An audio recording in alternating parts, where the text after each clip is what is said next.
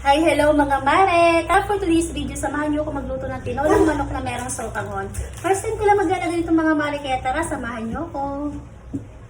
Inihanda ko na nga dyan yung mga sangkap na kakailanganin ko sa pagluluto nitong tinolang manok. Gagamit ako dito ng papaya and seed na sayote at gagamitin tayo dito ng dahon ng sili at siling green. At syempre yung mga aromatics na bawang, sibuyas at luya. At ito na nga, nag-umpisa na nga ako magisa dito ng luya. Inantay ko lang ito hanggang sa maging aromatic na, tapos ilalagay ko naman yung sibuyas at bawang.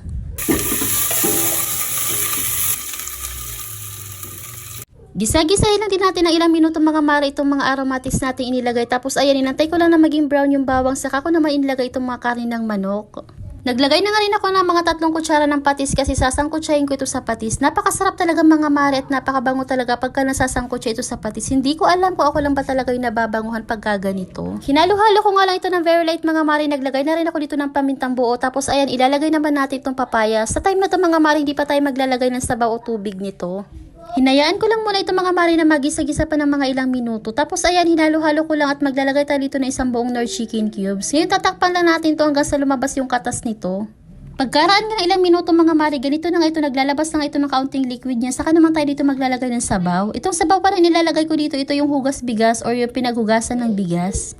Madalas ko nga rin napapanood mga mare na pag nagluluto daw tayo ng may mga sabaw na ulam ay yung hugas bigas yung ating gamitin kasi napakasarap daw. Kaya naman sinubukan ko ngayon, tapos ayan, naglagay ako ng kaunting asin, naglagay din ako ng granules. Inilagay ko na nga rin itong mga siling green. Sa mga oras na yan, hindi pa gaano malambot yung ating papaya. Kaya naman tatakpan pa natin ito ng ilang minuto hanggang sa lumambot. At pagkaraan nga ng ilang minuto mga mare, malambot na nga itong ating papaya. Kaya naman ready na para ilagay natin itong ating sotanghon. Maliit na pak nga lang itong aking inilagay mga mare kasi dadami din naman yan. Next naman, inilagay ko na nga rin dito yung mga dahon ng sili mga mare at hinalo-halo ko nga lang ito. Then sisimmer lang natin ito ng 1 to 2 minutes, tapos ay ready na nga itong iserve. At sa mga oras na yun mga mare ay luto na nga itong ating tinolang manok na may sotanghon. Grabe, napakasarap pala itong mga mare. Kaya naman kung di nyo pa nga ito na-try sa tinolang manok ay subukan nyo na rin. Perfect na perfect nga itong higupin mga mare. Kahit malamig man or mainit yung panahon, talaga naman napakasarap pa rin ng tinola. O siya, ayun lang muna for today's video mga mare. Maraming salamat sa inyong panonood. God bless!